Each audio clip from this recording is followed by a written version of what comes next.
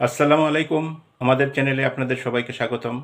আমাদের চ্যানেলে আমরা জমিজমা ও বিবাহ সংক্রান্ত বিভিন্ন আইনি সমস্যা ও এর সমাধান নিয়ে আলোচনা করে থাকি।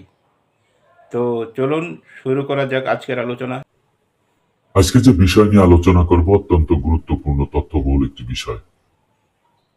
বিষয়টি হচ্ছে চার শ্রেণীর জবর দখলকারীকে এবার মালিকানা দেওয়া হলো।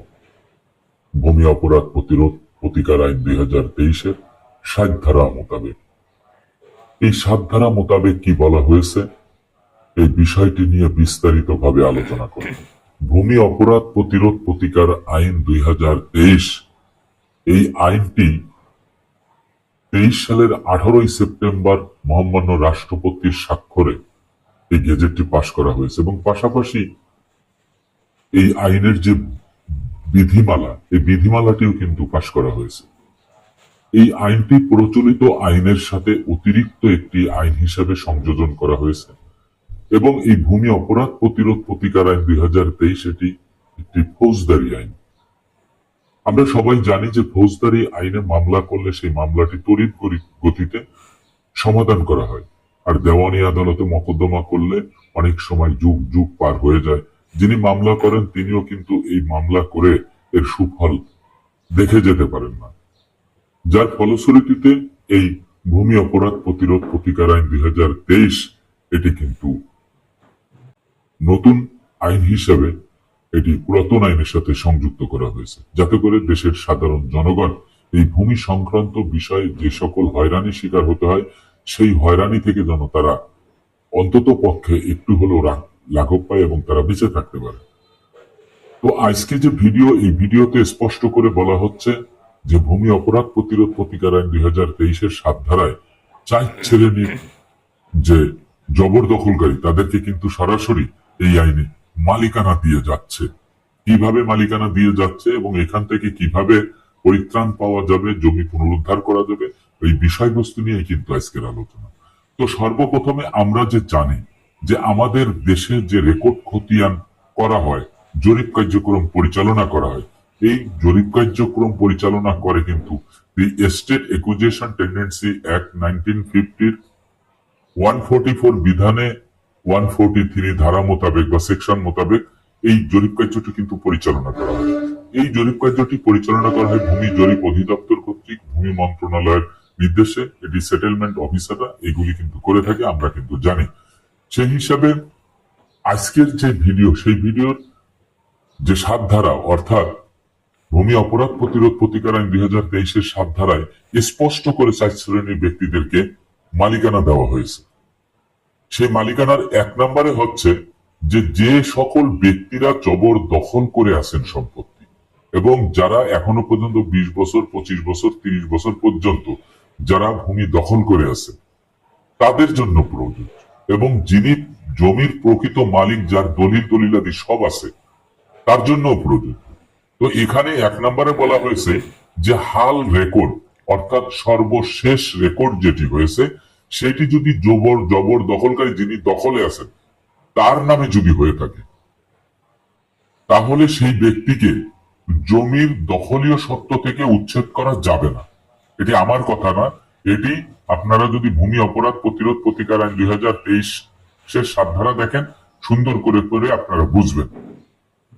তো যার নামে হালনাগাদ রেকর্ডটি হয়েছে তিনি যদি দখলে থাকেন তাহলে তাকে সেখান থেকে উচ্ছেদ করা যাবে না, 1 নম্বর। 2 নম্বর হচ্ছে এই রেকর্ডকারীর মৃত্যুর পরে তার যে রেখে যাওয়া ওয়ারিশ, সেই ওয়ারিশরাও কিন্তু এই সম্পত্তিতে ভোগ দখল করতে পারবে, তাদেরকেও উচ্ছেদ করা যাবে না, নাম্বার 2।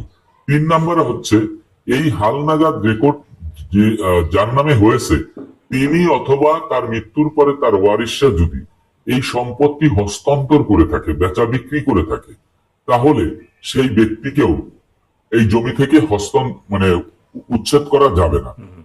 4 নম্বরে হচ্ছে কোন ব্যক্তি যদি বিজ্ঞ আদালত কর্তৃক কোন জাজমেন্ট আর রায়ের বুনিয়াদে যদি তিনি দখলে থেকে থাকেন তাকেও সেই সম্পত্তি থেকে উচ্ছেদ করা যাবে না।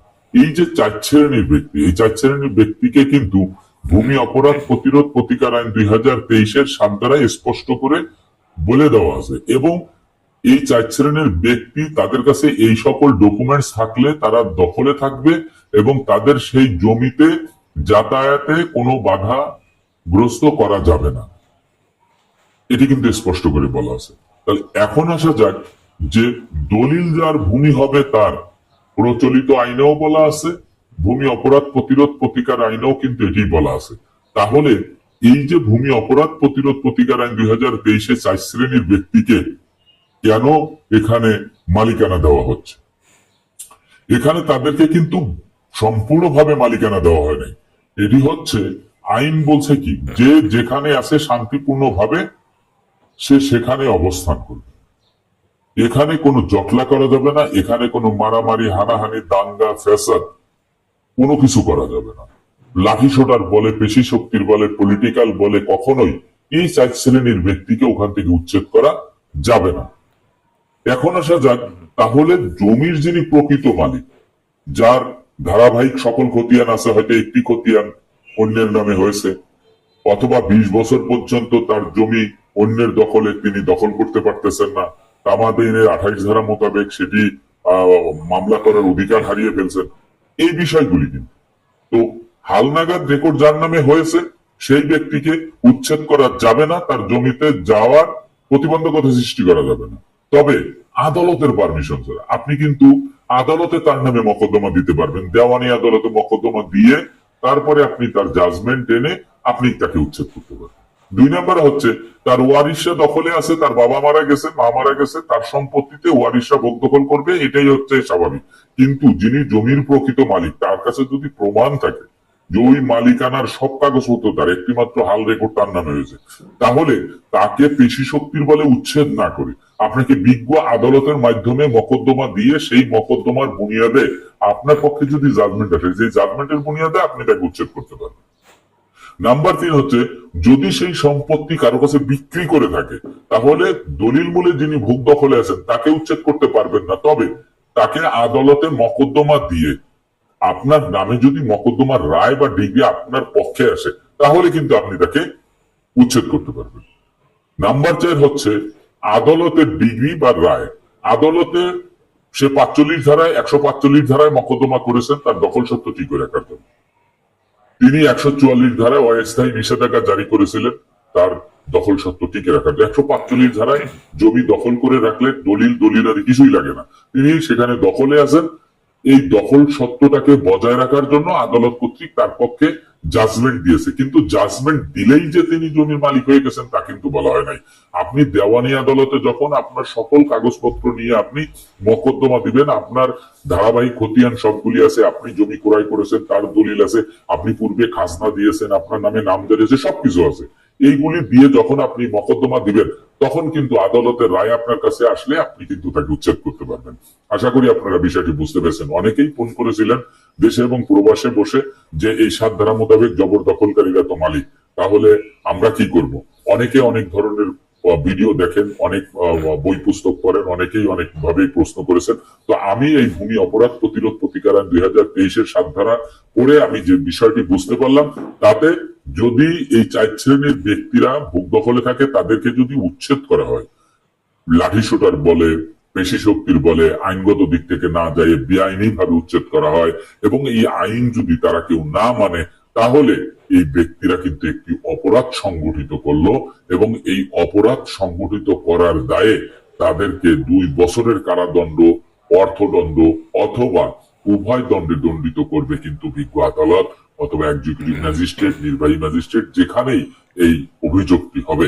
এই জন্য যারা এই সম্পত্তি থেকে দূরে আছেন, যাদের যে ভিডিওটি আজকে করলাম, তারা যদি এই সকল সমস্যার সম্মুখীন হয়ে থাকেন তাহলে আপনাদের জমির কাগজপত্র পরিপাটি ভাবে সাজায় গুছায় সুন্দরভাবে, কোনো কাগজপত্র যাতে আপনার ঘাটতি না থাকে এবং যেই রেকর্ডটি অন্যের নামে হয়েছে এবং সেই রেকর্ডের বুনিয়াদে তিনি দখলে আছেন সেই ভুল রেকর্ডটিও কিন্তু আপনাকে সংগ্রহ করতে হবে, করে তারপরে আপনি দেওয়ানি আদালতে একজন সিভিল লয়ারের শরণাপন্ন হয়ে আপনি কিন্তু মকদ্দমা করলে আশা করি যে আপনার কাগজপত্র যাচাই বাছাই করে যদি সবকিছু সঠিক থাকে তাহলে আদালত আপনার পক্ষে রায় দিবে এবং জাজমেন্ট আপনার পক্ষে আসবে। আশা করি আপনারা বিষয়টি বুঝতে পেরেছেন। আমাদের ভিডিওটি আপনার ভালো লাগলে লাইক, কমেন্ট ও শেয়ার করতে ভুলবেন না। আর এই ধরনের ভিডিও পেতে আমাদের চ্যানেলটি সাবস্ক্রাইব করে আমাদের সাথে থাকুন। ধন্যবাদ সবাইকে। আল্লাহ হাফেজ।